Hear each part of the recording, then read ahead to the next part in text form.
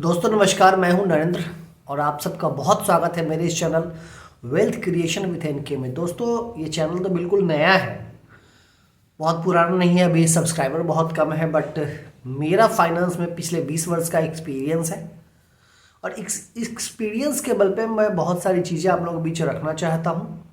और मैंने जो जीवन में गलतियाँ की, मैं नहीं चाहता हूँ कि आप उन गलतियों को दोहराएं या करें, क्योंकि कहा गया है कि दूसरी गलतियों से अगर आप सीख लेते हैं तो आपको जीवन में बहुत बड़ी कीमत चुकानी नहीं पड़ती है।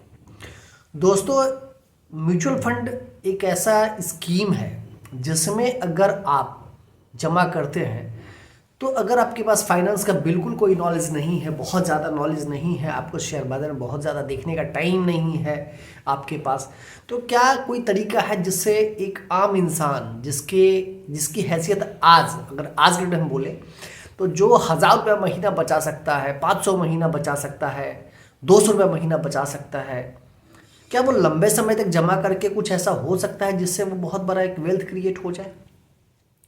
इसमें मैंने एक वीडियो बनाया है, आप लोगों के बीच डाला है, उसको आप देखेंगे।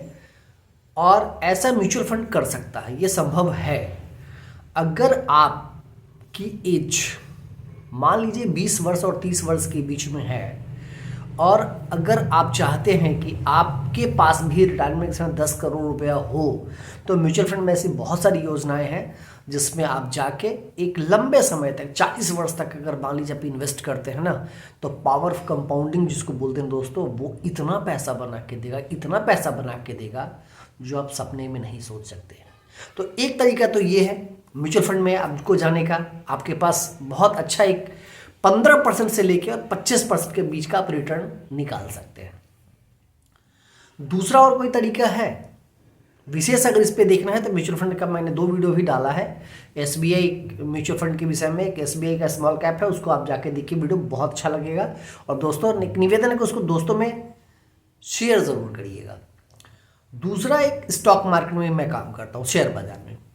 तो शेयर बाजार में ही पैसा बनाने का बहुत सारा तरीका है। देखिए शेयर बाजार में अगर क्यों जो लोग म्यूचुअल फंड में नहीं है वो शेयर बाजार में आना चाहते हैं, क्यों आना चाहते हैं? क्योंकि थोड़ा अल्फा इनकम जनरेट हो जाए, थोड़ा ज़्यादा पैसा मिल जाए। अगर म्यूचुअल फंड में मान लीजिए कि हमको 15 से 20% या 25% का रिटर्न मिल रहा है, तो क्या हम यहाँ 30% और से 36% रिटर्न जनरेट कर सकते हैं? बिल्कुल कर सकते हैं। लेकिन देखिए 30 से 36% रिटर्न जनरेट करने का आपके अंदर पेशेंस होना चाहिए। उसका तरीका क्या क्या हो सकता है? देखिए momentum investing, long term investing में तो मिल सकता है, नहीं भी मिल सकता है। क्योंकि अगर किसी ने, होता क्या है, एक प्रॉब्लम, एक रिटेलर के साथ प्रॉब्लम कि कोई शेयर, रिटेलर का माइंडसेट क्या होता है देखिएगा, क्योंकि हम भी रिटेलर ही हैं और उन चीज़ों को हमने किया है, गलतियों को, इसलिए मैं आपको बता रहा हूँ कि जब कोई शेयर नीचे जा रहा है, मान लीजिए आपने 100 रुपये पर कोई शेयर खरीदा, वो शेयर अब नीचे जा रहा है, या तो वही 2 कहानी होगा, शेयर या तो ऊपर जाएगा या तो नीचे जाएगा। तो मान लीजिए 105 रुपया 2 दिन में चला गया, आप बेच लेंगे। अरे 5% रिटर्न मिल गया भाई, 5% का रिटर्न मिला, क्या चाहिए?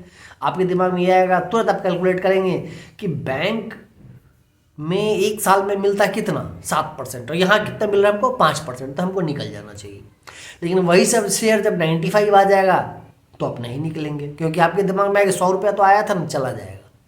अब 90 आ गया, आप नहीं निकलेंगे। हो सकता है वो 60 रुपया 70 रुपया आ जाए, आप क्या करें, उसको और ऐड कर लेंगे, जोड़ लेंगे कि मेरा एवरेज जो प्राइस जो है 85 रुपया आ जाएगा, और जैसे ही 100 हो जाएगा तो हमको फ़ायदा हो जाएगा। आपके दिमाग में सारा कैलकुलेशन चल रहा है।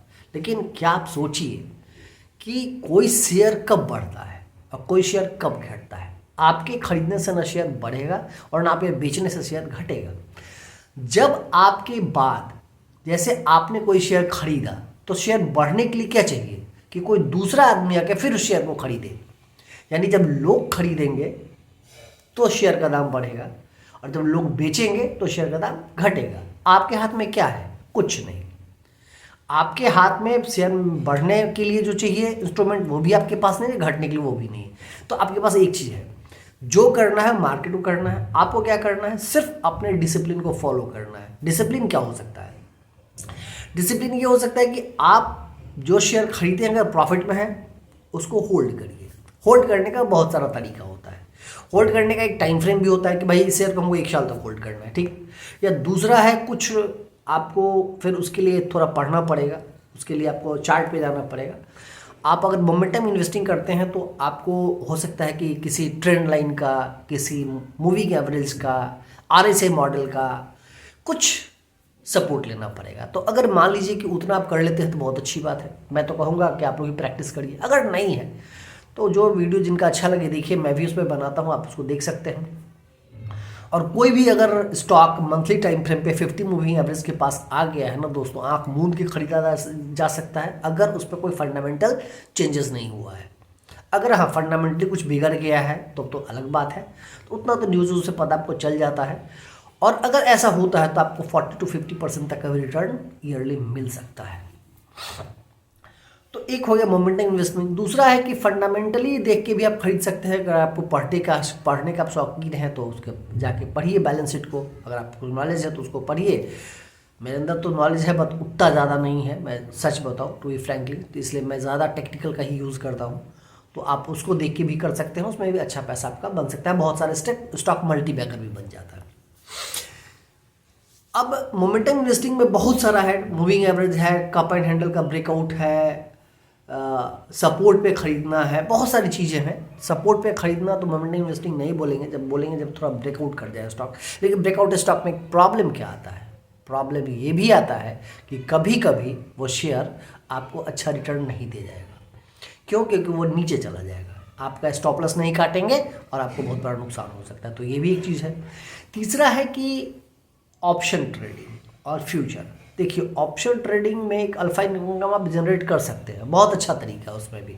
कि मान लीजिए कि आपने निफ्टी का इंडेक्स खरीद लिया, ठीक है, वो तो नीचे नहीं जाएगा, जब भी 5% नीचे आए उसको ऐड ऑन करिए और उसके एवज में आप कॉल राइट करिए। कॉल जैसे मान लीजिए कि अभी 75 का लॉट साइज है, निफ्टी का वैल्यू अभी आता है 15 लाख रुपए का, लगभग 17 लाख रुपए। तो अब 17 लाख रुपए का निफ्टी ETF आपके पास है। आपने हर महीने का एक नेक्स्ट मंथ का दूर का, तो ज़्यादा नहीं, अच्छा पैसा उसमें भी मिल जाएगा और वह 1% का अल्फा जनरेट वहाँ से भी हो जाएगा।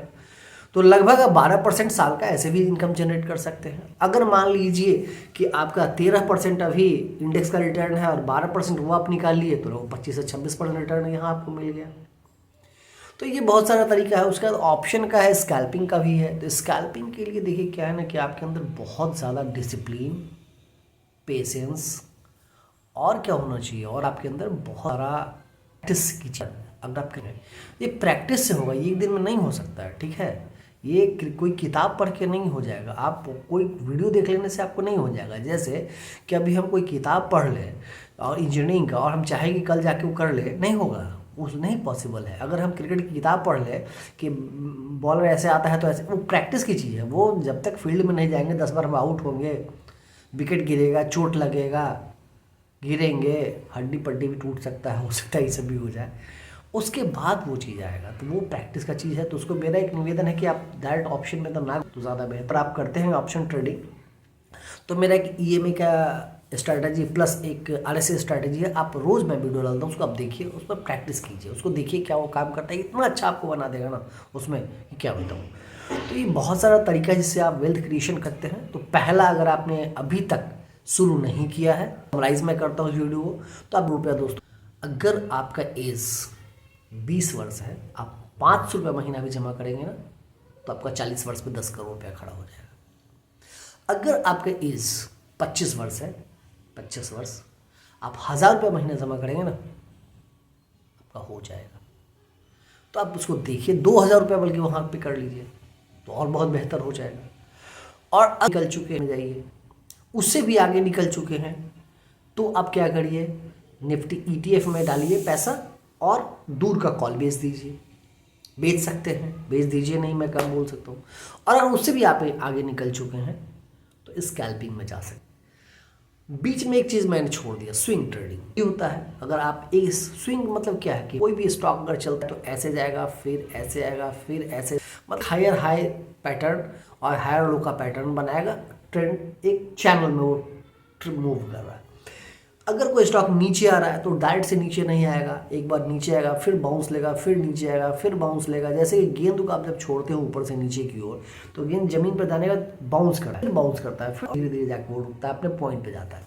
शेयर बाजार में भी यही होता है। और कोई जो ऊपर जा रहा है तो एक बार वो नीचे आएगा, फिर ऊपर जाएगा, फिर ऊपर, मैंने उसको उसमें ऊपर नीचे का वो एक मूवमेंट बनते रहता है, ठीक है।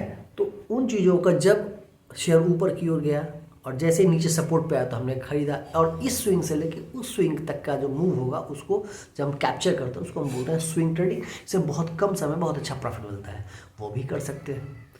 तो यही सब कुछ तरीका है, इसी को लेकर मैं वीडियो बनाता हूँ, चैनल पर हूँ, तो आप लाइक सब्सक्राइब शेयर जरूर करिए और मिलते हैं फिर अगले वीडियो में। तो चलिए, थैंक यू।